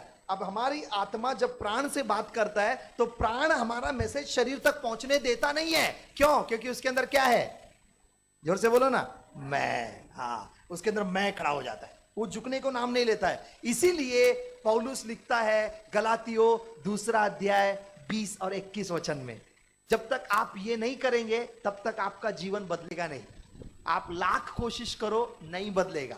पढ़ो क्या लिखा है। हाँ, मैं मसीह के साथ क्रूस पर चढ़ाया गया हूं। क्रूस पर चढ़ा दिया गया। आपको मैं जो है ना, उसको उठा के चढ़ाना पड़ेगा।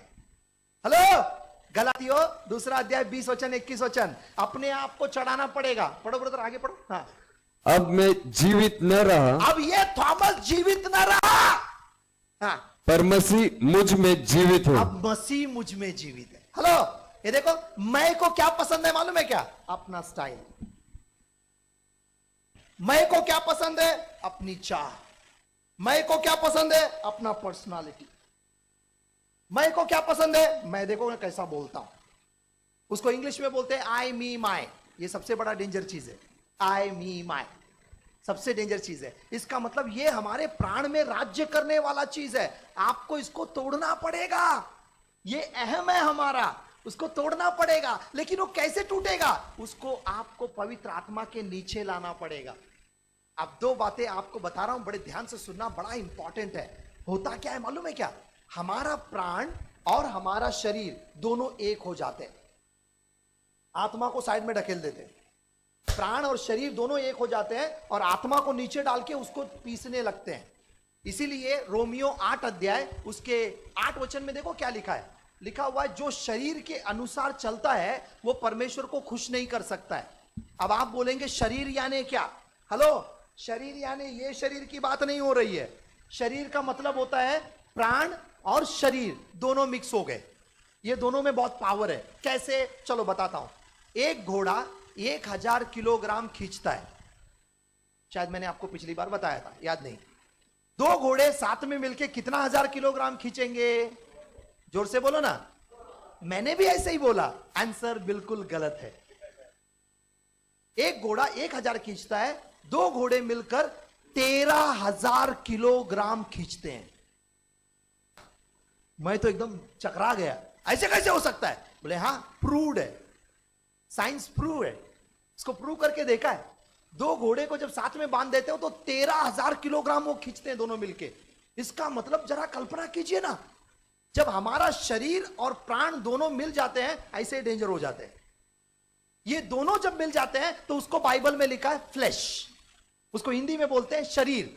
जब आप बाइबल में शरीर पढ़ते हैं तो वो ये नहीं है, ये शरीर नहीं है। इसीलिए 8 पढ़ो ब्रदर, 8 अध्याय 8 वचन, 8 अध्याय 13 वचन, 8 अध्याय 15 वचन, दोनों पढ़ो, पढ़ते चलो। 8 अध्याय 8। और जो शारीरिक दशा में है, जो शारीरिक दशा में है वे परमेश्वर को प्रसन्न नहीं कर सकते। परमेश्वर को प्रसन्न नहीं कर सकते। इसका मतलब क्या है? शारीर यानी क्या? ब्रदर क्या बोल रहे हैं, कुछ समझ में नहीं आ रहे।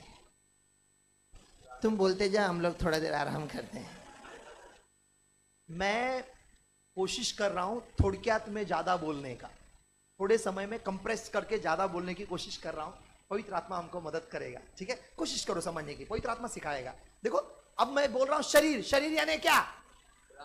हाँ, बाइबल में जब शरीर बोलता है तो शरीर और प्राण दोनों मिलके किसके विरोध में है? आत्मा के। कौन सा आत्मा? पवित्र आत्मा के विरोध। हाँ, ये किधर लिखा है? गलातियों 5 अध्याय 16 और 17 वचन में लिखा है। गलातियों 5 अध्याय 16 और 17 वचन में लिखा है कि वहां पे लिखा है कि आत्मा शरीर के विरोध में है, शरीर आत्मा के विरोध। ब्रदर यहां पे हाथ रखना, वहां पे चलना। गलातियों पढ़ो। हाँ पर मैं कहता हूँ हाँ, हाँ। आत्मा के अनुसार चलो हाँ। तो तुम शरीर की लालसा किसी रीति से पूरी न करोगे, क्योंकि शरीर आत्मा के विरोध में और आत्मा शरीर के विरोध में लालसा करता है। देखो क्या लिखा है, आत्मा शरीर के विरोध में। शरीर, शरीर यानी क्या, आत्म पर प्राण और शरीर दोनों मिक्स है उसमें, इसीलिए उनके पास इतना पावर है। और वो दोनों मिलके किसका विरोध कर रहे हैं? पवित्र आत्मा का। अब मुझे बताइए बीच में कौन है? आपकी इच्छा। अगर आप बोलोगे हे पवित्र आत्मा मेरी इच्छा है कि तू राज्य करने लगे, हो जाएगा। अगर आप बोलेंगे ना आता काय करू, मला असं वाटतंय तर आता करावं लागेल, नाही काय करू ना ब्रदर, मला अजिबात उठायला होतच नाही ना, नाही ना ब्रदर, असं प्रार्थनेत बसलं ना असंच मी, नाही ना ब्रदर ते मनच लागत नाही ना मला प्रार्थनामध्ये। अगर आप बोलेंगे तो खत्म हो गया, क्योंकि इच्छा ही नहीं है। तो जिस घोड़े को प्यास नहीं है उसको कौन पानी पिलाएगा? दुनिया का कोई आदमी उसको पानी नहीं पिला सकता। कोशिश करो, नहीं खाए पिएगा ही नहीं वो। तो बात ऐसी है, इसको समझने की कोशिश करना बड़ा इंपॉर्टेंट चीज है। तो आगे बढ़ते हैं। अभी हमारा प्राण जो है उसको हम लोगों को सबमिशन में लाना पड़ेगा। कैसे? पढ़ो 8:13, रोमियो 8:13। हाँ देखो क्या लिखा है, क्योंकि यदि तुम शरीर के अनुसार दिन काटोगे हाँ तो मरोगे। मैं नहीं बोलता, बाइबल में लिखा है शरीर के अनुसार दिन काटोगे तो मरोगे। आगे पढ़ो। यदि आत्मा से हाँ। देह की क्रियाओं को मारोगे हाँ। तो जीवित रहोगे। जियोगे। अगर आपको जीना है तो आपको शरीर के कामों को मारना। अभी आप बोलेंगे शरीर का काम बोलेगा तो क्या? सबको मालूम है, गलातियों उसका 5वां अध्याय 22 वचन में गड़ गड़ गड़ गड़ गड़ सब लिखा है। यीशु मसीह ने बोला हृदय में से गड़ गड़ गड़ गड़ ये बाहर आते, सबको मालूम है। लेकिन थोड़ा आगे बढ़ो ना, शरीर का काम बोलेगा तो सिर्फ शरीर का काम गंदा नहीं रहता है। हेलो जरा ध्यान से सुनना भैया, शरीर का काम सिर्फ गंदा नहीं रहता है, शरीर के काम अच्छे भी रहते हैं। अभी आप बोलेंगे ऐसा कैसा? हाँ, शरीर कभी कभी क्या करता है मालूम है क्या? अच्छे काम करता है और अपने आप को हीरो बनाता है, लोगों को दिखाने के लिए। हालेलुया हालेलुया हा हा हा हा हा। तो सामने वाले को लगता है बाप रे इसके जैसा पवित्र दुनिया में कोई नहीं है। समझ में आ रहा आपको? क्या दिखाता है वो? एकदम अच्छा काम दिखाता है, लोगों को दान देने का। पैसा बहुत जबरदस्त है ना उसके पास। लोगों को दान देना गुनाह नहीं है, दान देना बहुत अच्छी बात है, लेकिन दिखाने के लिए नहीं देना है। यीशु ने कहा दाहिना हाथ बायां को ना समझे, बायां दायां को ना समझे। यही तो कहानी है हमारी, कहानी हमारी ऐसी है। लेकिन ये क्या करता है मालूम है क्या? सबको दिखाने के लिए। पास्टर फैन नहीं है क्या? 2 फैन मैं दे रहा हूं, लिख के लो। क्रॉम्पटन का, ऐसा वैसा नहीं, क्रॉम्पटन का फैन मैं दे रहा हूं। और फिर आएगा तो ऐसा बैठेगा, ये मैं दिया है ना। क्या हुआ ब्रदर, मशीन नहीं है क्या? कौन सा नहीं है? कितने वाला है? 25,000। ओके 30,000 मैं देता हूं, चलो ले लो। दिखाने के लिए। लोग बोलेंगे अरे चर्च में यार दान देना गलत है क्या? ये सब देना गलत है क्या? नहीं नहीं नहीं, अच्छी बात है। दिखा के क्यों कर? इसका मतलब शरीर क्या करता है? अच्छे काम भी करता है, लेकिन दिखावे के लिए करता है। वो आपको स्टम्बलिंग ब्लॉक बन सकता है।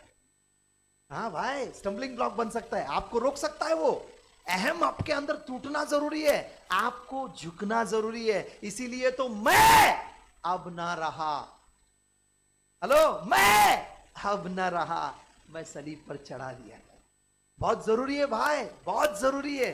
ध्यान से सुनना, आपको अपने अहम को तोड़ना पड़ेगा, बहुत जरूरी है। एक परमेश्वर के दास के बारे में सुना तो मुझे बुरा लगा। पता नहीं कितना सच है कि बुरा गलत है, पता नहीं, लेकिन मैं पेपर में पढ़ रहा था तो पेपर में आया तो बहुत बुरा लगने लगा मुझे। क्या बुरा लगने लगा? ऐसा लिखा है कि एक परमेश्वर का दास अपने मीटिंग को कैंसिल कर दिया। मुंबई मिरर पेपर में आया। जब मैं पढ़ने लगा, नीचे लिखा है कि एक परमेश्वर का दास मुंबई में अपने एक मीटिंग को उन्होंने कैंसिल कर दिया। क्यों कैंसिल किया? क्योंकि उनका कोट तैयार नहीं था। उनका कोट रेडी नहीं था, इसीलिए क्या कैंसिल किया? प्रोग्राम। मुंबई मिरर पेपर में मैंने पढ़ा, पढ़ते ही मैं बोला बाप रे, इस व्यक्ति का कोट लोगों को उद्धार करता है या पवित्र आत्मा लोगों को उद्धार करता है? आपको समझ में आ रहा है मैं क्या बोल रहा हूं? इसका मतलब आपके अंदर का अहम आपको तोड़ना पड़ेगा, आपको झुकना पड़ेगा। अगर आप नहीं झुकेंगे तो 2018 बहुत भारी पड़ेगा। मैं परमेश्वर का दास हूं, जो मेरे दिल में वो डाल रहा है मैं बोल रहा हूं। आपको बुरा लगे कोई प्रॉब्लम नहीं है, मुझे कोई ऐतराज नहीं है। मुझे जो मेरे हृदय में प्रभु डालता है वो मैं बोल देता हूं, क्योंकि मेरे मास्टर को मुझे हिसाब देना पड़ेगा। लेकिन ध्यान से सुनना भैया, बहुत भारी पड़ेगा अगर आप अपने आप को नहीं तोड़ेंगे तो अब आपको तोड़ना शुरू करना है। ये सब आपको मैं शॉर्ट में बताया, ये बहुत बड़ी कहानी है, लेकिन मैं यहां पे रोकना चाहता हूं। मैं आपको ये मौका देना चाहता हूं, आप परमेश्वर को बोले कि हे खुदा मुझे मदद कर कि मैं अपने आप को झुका दूं, मुझे मदद कर कि मैं अपने आप को आज आपके सामने लाऊं, मुझे मदद कर कि मैं अपने आप को तोड़ूं, मेरे आदतों को तोड़ूं। कैसे? आप कोशिश मत कीजिए। हेलो, आप कोशिश मत कीजिए, आप नहीं कर पाएंगे, आप नहीं तोड़ पाएंगे। अपने आप को उसके हाथों में सौंप दो, उसके हाथों में सौंप दो।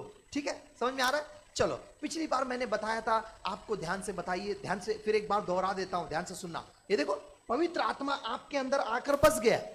अभी आपके जीवन के द्वारा चमत्कार हो रहा है, चंगाई हो रहा है, आपको वरदान मिल गया, भविष्यवाणी का वरदान मिल गया, आपको वरदान मिल गया चंगाई का। अब मुझे बोलिए, अगर आप पाप करेंगे तो क्या चंगाई होगा? क्या भविष्यवाणी होगा? जोर से बोलो, यस होगा। आप कितना भी पाप करो, चंगाई का वरदान चलते रहेगा, भविष्यवाणी का वरदान चलते रहेगा, वो जाएगा नहीं। क्यों? क्योंकि वरदान आपको देने के बाद परमेश्वर वापस लेता नहीं है। किधर लिखा हुआ ये बात? रोमियो 11 अध्याय उसके 29 वचन में लिखा है। रोमियो 11 अध्याय 29 वचन पढ़ो जरा। हिंदी में मजा नहीं आता ये वचन इंग्लिश में मजा आता है। पढ़ो, हिंदी इंग्लिश दोनों पढ़ो, लेकिन हिंदी में मजा नहीं आएगा। पढ़ो। हाँ, क्योंकि हाँ, परमेश्वर के वरदान हाँ, और बुलाहट हाँ, अटल है। हाँ, कुछ समझ में नहीं आएगा क्योंकि हिंदी भाषा है। इंग्लिश पढ़ो, बहुत इजी है किसी के पास इंग्लिश? हाँ, पढ़ो, किसी के पास है? Romans chapter 11 verse 29। देखो क्या लिखा है। बाइबल लिखा हुआ है कि जब आप भिखारी को पैसा दे देते हो, हेलो, आप भिखारी को पैसा दे देते हो, लेकिन आप उसके पास बाद में जाके मांगते नहीं हो। परमेश्वर भी ऐसा ही करता है। पढ़ो पढ़ो, इंग्लिश में पढ़ो। हाँ, बिकॉज इर्रिवोकेबल, ये देखो इंग्लिश में लिखा है इर्रिवोकेबल। अब आप बोलेंगे ये क्या होता है? ये कौन सा केबल है? ये बाबा केबल नहीं है ये। इर्रिवोकेबल का मतलब होता है यू टर्न नहीं है उसमें। हेलो, इर्रिवोकेबल का मतलब यू टर्न नहीं है उसमें। परमेश्वर का वरदान जो वो दे देता है वो वापस नहीं लेता है। देखो, सुनो सुनो सुनो, ध्यान से बताता हूं। देखो, बड़ा इंपॉर्टेंट है भाई, बड़ा इंपॉर्टेंट है। देखो, एक परमेश्वर के दास के अंदर भविष्यवाणी करने का वरदान है, ओके, चंगाई करने का वरदान है। अभी वो व्यभिचार कर रहा है, घर में एक पत्नी और मिनिस्ट्री में एक पत्नी लेके घूम रहा है। ऐसा मेरे साथ में हो गया, इसीलिए बोल रहा हूं मैं। क्या हुआ बताता हूं आपको, सुनो ध्यान से। मेरे को किसी ने बताया कि अरे एक ऐसा ऐसा परमेश्वर का दास है, तो मैं उसको फोन किया। मैं बोला, पास्टर मेरा नाम थॉमस है, मैं नाईगांव में रहता हूँ। बाकी सब वो कहानी वो बताया। आपके घर के सामने ऐसा है, हाँ, आपके घर के सामने ऐसा है, हाँ, आपके घर में ऐसा ऐसा चल रहा है, हाँ, बोला आपके जहाँ पे नगर नाईगांव में रहते हो पहाड़ के ऊपर ऐसा ऐसा है, बोला अरे आपके घर के पीछे ऐसा है, बोला अरे, बोला आप अभी खड़े होकर बात कर रहे हैं ना, उधर ऐसा है, बोला अरे हाँ, बोला अरे यार ये आदमी क्या है, ऐसा लगता है जैसे मैं उसके ऊपर और क्या बोलते हैं उसको, वीडियो कॉल कर रहा हूँ, ऐसा बोल रहा है। मैं बोला यार एक काम कीजिए ना पास्टर, आप मेरे घर पे आ जाइए। उसको बुलाया, मस्त यार चिकन बिकन बना के उसको, क्या परमेश्वर का दास है वो, जस्ट मैं अपना नाम बोला, बाकी सब वो बोल रहा है, वाह। बाद में पता चला घर में एक पत्नी है, सेवा के लिए एक पत्नी है, पत्नी नहीं है वो गर्लफ्रेंड है, सेवा के लिए गर्लफ्रेंड है, घर में पत्नी है काम करने के लिए। अब प्रश्न ये उठता है कि वरदान काम क्यों करता है? नहीं जाएगा वरदान, कितना भी पाप करो वरदान जाने वाला नहीं है। एक बार वरदान आपके अंदर आ गया, अर्धा, मैंने आपको पिछली बार बताया, मैंने अपनी आंखों से देखा, कोरिया लाला बा शंदाला बारा बारा बारा बारा बारा और रबांता रवा, अरे खंडाला मांडाला बारा बारा बारा। हेलो, मैंने अपनी आंखों से देखा एक आदमी को, देखने के बाद मैं मेरा अन्य भाषा थोड़ी देर के लिए भूल गया। यार क्या अन्य भाषा है बोला इसका, सच बोल रहा हूं मैं आपको। लेकिन वो कब की बात थी? आज के 14 साल पहले की, 14 साल पहले मैं देखा ये। तब से मेरे दिमाग में वो इतना काटने लगा, ये रबा रबा रबा रबा करके रखन तलमन दलबा ओरे बाला रबा बोलता है, इसका अन्य भाषा जाता क्यों नहीं है? 14 साल से वो काटने लगा मुझको। क्वेश्चन आंसर मैंने पिछली बार शायद आपको बताया था, याद आ रहा है? नहीं आ रहा है? देखो उसके अंदर ये काम कर रहा है। कैसे? अन्य भाषा लोग, ऐसे लोग हैं आपके लिए प्रार्थना। मुंबई में बाहर जाने की क्या जरूरत है? मुंबई में ऐसे लोग हैं आपको भविष्यवाणी करेंगे, भविष्यवाणी पूरा होने के बाद बोलेंगे भाई 2% अपने को भी दे। हाँ, मैंने अपनी आंखों से देखा है। बोलेंगे पास्टर मैंने आपके लिए भविष्यवाणी किया था ना, आपको रूम मिल गया ना 1 करोड़ रुपए वाला, फिर 2% दो। 2% मांगता है वो, क्या एजेंट है कह रहे तू? है? हेलो, एलिशा नामान को चंगा किया, नामान लाके दे रहा है तो बोलता है ए चल लेके जा, और ये बोलता है 2% दे। ये कौन सा अभ्यास है मालूम नहीं भाई। समझ में आ रहा है अभी आपको? ये मेरे अंदर ये प्रश्न उठता है कि इसका वरदान काम क्यों करता है? चंगाई धड़ाधड़ होता है। चंगा हो गया, कैंसर था चंगा हो गया। हर महीना कितना कैंसर, कितना दवा जाता था? ब्रदर कम से कम 8,000 रुपए। 8,000 मेरा मिनिस्ट्री में दे दो, 8,000 रुपए हर महीना। ऐसे भी लोग हैं। हेलो, पैसा मांग के लेते हैं। तो इनका वरदान काम क्यों करता है? 11:29 में लिखा है जो हमने अभी पढ़ा, परमेश्वर का वरदान इर्रिवोकेबल है, वो रिटर्न नहीं होता है। फिर होता क्या है? सुनो ध्यान से बताता हूं। वो रिटर्न नहीं होता है, लेकिन वो करप्ट हो जाता है। करप्ट का मतलब होता है भ्रष्ट हो जाता है। वो परमेश्वर को महिमा नहीं देगा, वो रिया लाला बारे लाला बा शानदार, अभी वो प्रभु को नहीं महिमा देगा, वो दुष्ट को महिमा देगा। ये थोड़ी गहरी बात है, मैं आपको थोड़ा बता देता हूं। जानना चाहते हैं क्या? थोड़ा बताऊंगा क्योंकि मेरे पास वो टाइम नहीं है, मैं कुछ और के लिए टाइम बचा रहा हूं मेरा अपना। देखो ध्यान से सुनो। एक आत्मा है, उसका नाम है कुंडलिनी। शायद आप में से कुछ लोगों ने सुना होगा। कुंडलिनी एक आत्मा है, ये बहुत भयानक आत्मा है। जो लोग तपस्या करते हैं ना, ऐसा बैठ के तपस्या करते हैं, उनको जाके पूछना, वो सब उनके पास बहुत जबरदस्त है इनका प्लान। वो लोग ऐसा करते हैं ना, तो उनको मालूम है यहां से वो काम चालू करता है। ये हड्डी है ना, स्पैन जो है ना हड्डी, इसका एकदम निचला वाला जो भाग है ना, यहां पे उसका 2 पॉइंट है। उसके पूरे शरीर में 7 पॉइंट है। वो कुंडलिनी स्पिरिट जो है ना, वो 7 पॉइंट में से आपको पावर देगा। ये दुनिया में जितने भी चमत्कार होते हैं ना, ये सब कुंडलिनी का पावर है। देखो मंदिर में लोग जाते हैं, पैसा देते हैं, सोना देते हैं, बोलते हैं मेरे को बच्चा होने दे। उनको बच्चा होता है? होता है कि नहीं होता है? 1000 लाके आपके सामने खड़ा कर सकता हूं मैं, होता है। कुछ लोग बोलते हैं हमको चंगाई चाहिए, चंगाई होता है। कुछ लोग बोलते हैं मुझे ऐसा होना चाहिए, होता है। सब होता है, चमत्कार होता है। कहां से होता है? कुंडलिनी।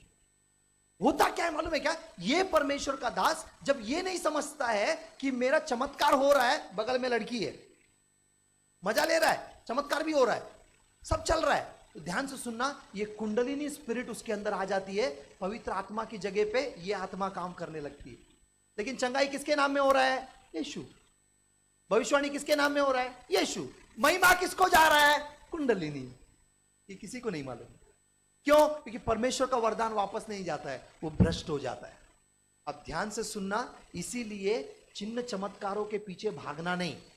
मैं वरदान के अगेंस्ट में नहीं हूं, मैं भविष्यवाणी के अगेंस्ट में नहीं हूं। मैं भी विश्वास करता हूं, प्रभु भी मेरे दिल में डालता है तो मैं भविष्यवाणी करता हूं। मैं उसके विरोध में नहीं हूं। चंगाई, मैं चंगाई के विरोध में नहीं हूं। मैं बहुत सारे चंगाइयां देख रहा हूं, बहुत सारे चंगाइयां हो रही है, बच्चे कितने जन्म हो रहे हैं, कितने लोगों का गांठ गायब हो रहा है, मैं देख रहा हूं। इसमें मैं शक नहीं कर रहा हूं, लेकिन मैं आपको यह बता रहा हूं, उनके पीछे मत भागो। किधर लिखा है? मत्ती 7 अध्याय 15 और 16 वचन में लिखा है। क्या लिखा है वहां पे? बहुत सारे लोग आएंगे आपके पास भेड़ का खाल पहन के, लेकिन अंदर से सब सो गए रे बाबा। थोड़ा बोला ना जोर से। अंदर से भेड़िया, फाड़ खाने वाले भेड़िया है, इसीलिए बच के रहो। कैसा पहचानोगे? 16 वचन पढ़ो। 16 वचन कैसा पहचानने का भाई? पढ़ो। उनके फलों से, उनके फलों को देखो। बस बस, आगे बात घर पे जाके पढ़ लेना। फलों को देखो, उनके काम मत देखो। ऐसा ऐसा चमत्कार हो रहा है वो मत देखो, उसका जिंदगी कैसा है। समझ आ रहा आपको? चमत्कार होगा, चमत्कार होगा, अरे बहुत होगा। जिंदगी कैसा है वो फल है। फल को देखो तो पेड़ समझ में आएगा, नहीं तो कतई नहीं समझ में आएगा। इतना समझ लेना भैया। इतना समझा क्या? तो आज मैं आपको यह बताने आया हूं, अपने आप को आपको झुकाना पड़ेगा, आपके अहम को आपको तोड़ना पड़ेगा। मेरे साथ में ऐसा हो गया, इसीलिए बोल रहा हूं, मैंने बहुत बड़ा गलती किया। कभी कभी पवित्र आत्मा आपसे बात करेगा लेकिन आप उसकी नहीं मानेंगे। ऐसा मेरे साथ में हुआ, मुझे आज भी उसका दुख है, इसीलिए मैं बता रहा हूं। आपको जरूर बता देता हूं, गवाही बता दूं? गवाही नहीं बोल सकता हूं, उसको मैं क्या बोलूं, मेरी बदनसीबी बोल सकता हूं। बहुत बुरा लगा मुझे, आज भी बुरा लगता है। मुझे महाराष्ट्र में अहमदनगर में बुलाया गया, एक बहुत बड़ा मीटिंग रखा गया। उस बड़े मीटिंग में मैं चला गया। जब वहां पे गया तो देखा बड़े बड़े बोर्ड लगे हुए, वाह डॉक्टर थॉमस उलेदर, डॉक्टर थॉमस उलेदर, हर जगह में बड़े बड़े होर्डिंग। वाह, मेरा कॉलर और टाइट होने लगा। वाह, शाम के समय में मीटिंग, पूरा घड़ा लोग भरे हुए, ऊपर तीसरे माले तक सब लोग भरे हुए, नीचे चेयर नहीं है लोगों को बैठने के लिए, कारपेट पे लोग बैठे हुए, दरवाजे के पास लोग बैठे हुए, फुल पैक, पैर रखने को जगह नहीं है। और मैं प्रचार चालू किया, 2 घंटे का टाइम था मेरे पास प्रचार करने का। मैं ऐसा प्रचार चालू किया, आपको क्या बोलूं, पूरे के पूरे लोग गड़गड़ हिल गए। क्या फिलोसोफर की तरह मैंने प्रचार किया, इधर ऐसा लिखा, इधर ऐसा लिखा, इधर ऐसा लिखा, इधर ऐसा लिखा है। अंदर से आवाज आ रहा है, बेवकूफ कहीं के, उद्धार के बारे में बता। लेकिन मैंने उसकी बात नहीं सुनी। मैं सच कहता हूं, मैंने पवित्र आत्मा की बात नहीं सुनी। मेरी अहम मुझे बता रही थी, तू बहुत बड़ा आदमी है, तेरा नाम है डॉक्टर थॉमस उलेदार। मैं अपने अहम के साथ में प्रचार कर रहा था, बाइबल को हाथ नहीं लगा रहा था। क्या बताने के लिए? कि मेरे पास वर्ड नॉलेज बहुत जबरदस्त है, मैं बाइबल के हर पन्नों को पहचानता हूं। ये बताने के लिए मैं बाइबल को हाथ भी नहीं लगाया। क्यों? क्योंकि पास्टर लोगों का लाइन लगा हुआ है, सबको पता चलना चाहिए ना कि मेरे पास भी ज्ञान है, मेरे पास भी स्टाइल है। ये धड़ाधड़, इधर ऐसा लिखा, इधर ऐसा लिखा, इधर ऐसा लिखा, सब लोग ऐसा देख रहे हैं मुझको, बाप रे ऐसा सब है क्या बाइबल में? सब लोग धड़ाधड़ तालियां बजा रहे हैं, क्या मजा ले रहे हैं, वाह। मैं जब खत्म हो गया तो लोग मिलने के लिए आ रहे हैं, वाह, मुझको कार में बिठा के लेके गए, क्या मजा आया। लेकिन कार में बैठ के मैं रोने लगा। 4 महीने तक मैं रोया, 4 महीने तक। पता नहीं कहां से लोग आए थे, कहां से, भीड़, उस्मानाबाद, ये वो, पूना, नगर, सब लोग आके जमा हुए थे। और पवित्र आत्मा लोगों को छूना चाहता था। मैं बेवकूफ लोगों के लिए एक छोटा सा प्रार्थना भी नहीं करवाया, मैंने पश्चाताप का प्रार्थना भी नहीं करवाया। मैं कॉलर टाइट करके अपना अहम वाला मैसेज दिया। मुझे आज भी उसका दुख लगता है। 4 महीने तक मैं रोने लगा, बोला खुदा मुझे माफ कर दे। मैं जानता हूं उसने मुझे माफ किया, मेरे अपराधों को धो दिया, मुझे शुद्ध किया, मैं जानता हूं। लेकिन मैंने कितना बड़ा गुनाह किया। मैं उस दिन मौका खो दिया, स्वर्ग में बड़ा आनंद होने वाला था, लेकिन मैंने वो मौका खो दिया। एक छोटा सा मैसेज, पवित्र आत्मा बोल रहा है अंदर, थॉमस उद्धार के बारे में बोल, उद्धार के बारे में बोल, थॉमस आ रहा है आवाज। लेकिन मैं ये बताना चाहता था मैं भी कोई चीज हूं। कभी कभी आपका अहम आपको परमेश्वर के आत्मा से रोकेगा। आज आप इसको समझ लेना भैया, आज आप उसको तोड़ देना। आमीन, आमीन। यहां पे मैसेज मैं स्टॉप करता हूं। मैं आपके लिए कुछ चीजें लेके आया हूं, आपको जल्दी से बता देता हूं। कुछ मिनट मेरे पास है, मैं मिनटों में खत्म कर देता हूं। लेकिन ये रहा संदेश। इतना समझ में आया क्या? जोर से बोलो। मेरे पास टाइम नहीं है आपको प्रार्थना करवाने के लिए, आप घर पे जाके प्रार्थना करना। अगर आपका अहम आपको कहीं रोक रहा है तो, हेलो, मैं नहीं जानता हूं, अगर रोक रहा है तो बोलना खुदा मुझे माफ कर दे, बस मुझे माफ कर दे, मैं आपके लिए करना चाहता हूं, बस। आज आप उसके सामने टूट जाइए, वो आपको उठाएगा। क्योंकि बाइबल में लिखा है गिरने से पहले घमंड आती है और उठने से पहले नम्रता आती है। अगर आप बोलेंगे खुदा मैं नम्र हो जाता हूं, मुझे मदद कर, वो आपको बहुत ऊंचा उठाएगा। इस 2018 में आप बहुत आशीष पाएंगे। आमीन।